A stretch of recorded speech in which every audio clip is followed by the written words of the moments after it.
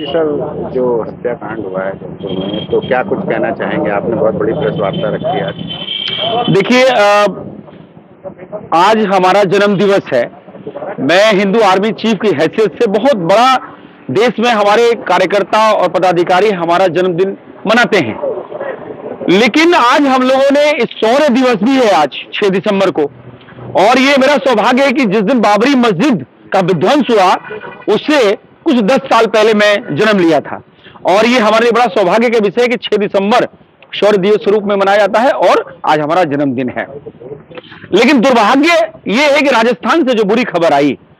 हमारे सुखदेव सिंह जिनको जो है निर्मम हत्या कर दिया, क्योंकि हमारे शेरों ने एक को मार गिराया वहीं, लेकिन दो जो विधर्मी हैं, जो ये कॉन्ट्रैक्ट किलर हैं, और इसमें हिंदू आर्मी ये संदेश जता रही है कहीं ना कहीं इस्लामिक ताकतें हैं और इनको कहीं ना कहीं से इस्लाम से ही प्रेरित होकर वो हमारे ही जो ये इन्हीं को बोलते हैं जयचंद, इनसे हत्या करवाई है और कॉन्ट्रैक्ट किलिंग का काम हुआ है। जहां तक हमारी मांग ये है कि जल्द से जल्द उन लोगों को इंस्टेंट जो है फांसी दी जाए या योगी जी के तर्ज पे उनका इनकाउंटर किया जाए, एक बात। दूसरी बात, आज जन्मदिन के अवसर पर तमाम हिंदू संगठनें और तमाम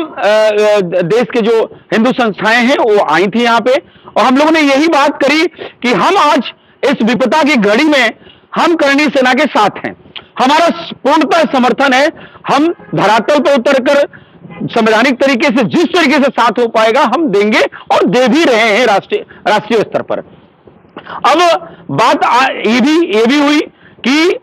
और जितने भी हिंदू नेता हैं उनको कैसे सुरक्षा दिया जाए, चाहे राष्ट्रीय हिंदू वाहिनी के अध्यक्ष हों, चाहे हिंदू समाज पार्टी के आज कमलेश तिवारी मारे गए और तमाम इस तरह के नेता लोग मारे जा रहे हैं, और आज भी उनको बिरयानी जेल में खिलाई जा रही है कमलेश तिवारी के हत्यारों को। तो ये जो नीति है, इस नीति का हम जो है किस तरीके से खंडित कर और इसको हम अपने हिंदू नेताओं को और जितने भी इस तरीके से हिंदू हृदय सम्राट हैं और जो राष्ट्र के लिए काम कर रहे हैं, अपना खून पसीना अपना पैसा लगाकर जो काम कर रहे हैं, उनको किस तरीके से सुरक्षा मिले, इसमें भी हमारी चर्चा और प्रेस वार्ता हुई। इसमें भी चर्चा हुई कि देश के अंदर स्वामी प्रसाद मौर्य जैसे और भीम आर्मी जैसे, राजरत्न अम्बेडकर जैसे जो गिद्ध हैं, जो ये एक तरह से आप ऐसे समझिए कि जो सिमी संगठन है वो बंद हो गई, सिमी बंद हुई, उसके बाद में हिंदू आर्मी और तमाम हिंदू संगठनों ने मिलकर पीएफआई को बंद कराने का काम किया। आदरणीय अमित शाह जी ने पीएफआई को बैन भी किया, इस बात के लिए उनको साधुवाद भी है। लेकिन पीएफआई के रूप में ये जो दलाल तोड़ रहे हैं चंद्रशेखर रावण जैसे, आप सोचिए चंद्रशेखर रावण का नाम जो है उनके पिता ने रखा था चंद्रशेखर आजाद तिवारी के नाम पे, जो वीर बलिदानी थे, शहीद चंद्रशेखर आजाद तिवारी,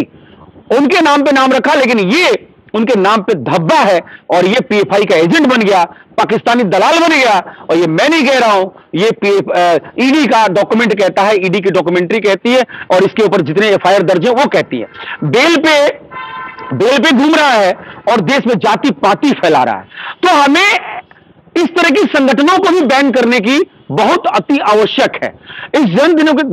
दिन के शुभ अवसर पर हमने राजस्थान में योगी बालकनाथ के लिए हम लोगों ने मांग की कि उनको मुख्यमंत्री बनाई जाए। इस तरीके से तमाम बिंदुओं पर बात हुई, चाहे जनसंख्या नियंत्रण की बात हो, जनसंख्या नियंत्रण पर हमारे चौधरी जी अभी आमरण अनशन 19 दिन बाद गिरिराज सिंह केंद्रीय मंत्री उनसे मिले और उन्होंने आश्वासन दिया कि आपके जो जनसंख्या नियंत्रण से कार्य चल रहा है, तो हम लोग जनसंख्या नियंत्रण से अस्वस्थ हैं कि ठीक है सरकार उसमें कार्य कर रही है। लेकिन आज जो स्थिति देश के अंदर है, उस स्थिति से हम लोग बहुत ज्यादा चिंतित हैं। हमने सुखदेव सिंह जी को श्रद्धांजलि भी इस में 2 मिनट का मौन रखकर और श्रद्धांजलि भी दिया, और इस दुख की घड़ी में हम उनके पूरे जितने भी हिंदू संगठनें आई थी, सभी हिंदू आर्मी सहित, हिंदू वाहिनी सहित सारे लोग साथ थे। हमारे साथ हिंदू वाहिनी के अध्यक्ष जी हैं, राष्ट्रीय हिंदू वाहिनी के अध्यक्ष जी 2 शब्द अपना बोलेंगे। सर्वप्रथम आप मीडिया बंधुओं का बहुत बहुत आभार, स्वागत, अभिनंदन। मैं महंत अनुराग रघुवंशी, राष्ट्रीय अध्यक्ष राष्ट्रीय हिंदू वाहिनी, आज यहाँ सर्वप्रथम तो अपने प्रिय अनुज यशस्वी अनुज और हिंदू आर्मी के चीफ पंडित सुशील तिवारी जी के जन्मदिवस के अवसर पर आया हूँ। उनको शुभकामनाएं, शुभ आशीर्वाद। वो जिस लक्ष्य पर चल रहे हैं उस लक्ष्य को प्राप्त करें, सनातन की रक्षा करें, हिंदू राष्ट्र की स्थापना करें, उसमें हिंदू वाहिनी पल पल हर पल उनके साथ है। और आज शौर्य दिवस भी है, बाबरी विध्वंस कांड, उसका भी आज एक हर्ष का विषय था, लेकिन आज इनका जन्मदिवस और शौर्य दिवस बहुत ही सादगी के साथ मनाया गया, क्योंकि एक दुखद सूचना जो एक सच्चे सनातनी और श्री राष्ट्रीय राजपूत करणी सेना के राष्ट्रीय अध्यक्ष बड़े भाई सुखदेव गोगामेड़ी जी का एक निर्मम हत्या कर दिया गया उनके घर में राजस्थान में, तो उसका श्रद्धांजलि का कार्यक्रम किया गया। और बहुत ही गुस्सा है हिंदू आर्मी के कार्यकर्ताओं में, हिंदू वाहिनी के कार्यकर्ताओं में गोगामेड़ी जी की हत्या पर। तो सर्वप्रथम हम फिर देश और केंद्र सरकार से निवेदन करेंगे कि उन अपराधियों को पकड़ने के बाद जेल ना भेजा जाए, उनको सीधे सड़क पे ठोका जाए, कहा जा रहा है कि वो अपनी सिक्योरिटी की मांग भी कर रहे थे, सुरक्षा दी जाए, लेकिन राजस्थान सरकार ने कोई सुनवाई। देखिए, ऐसा है, ये एक बड़ा लंबा विषय है। सुशील तिवारी जी को निरंतर जान से मारना धमकी है, अटैक हुए, मुझ पर तो 1 नवंबर में गोली चला पीजे थाना क्षेत्र में यहीं पर, लेकिन कोई सुरक्षा व्यवस्था लोग प्रदान कर रहे हैं। कहीं ना कहीं लग रहा है कि कुछ अधिकारी निरंकुश हो गए हैं या अभी भी अखिलेशवाद में जी रहे हैं। और राजस्थान में भी अभी तक बीजेपी गवर्नमेंट चेंज हो गया है, लेकिन अभी भी कुछ गहलोत सरकार के हिसाब से काम कर रहे हैं। तो मैं बताना चाहूँगा, सुरक्षा उनको गहलोत सरकार ने नहीं दी।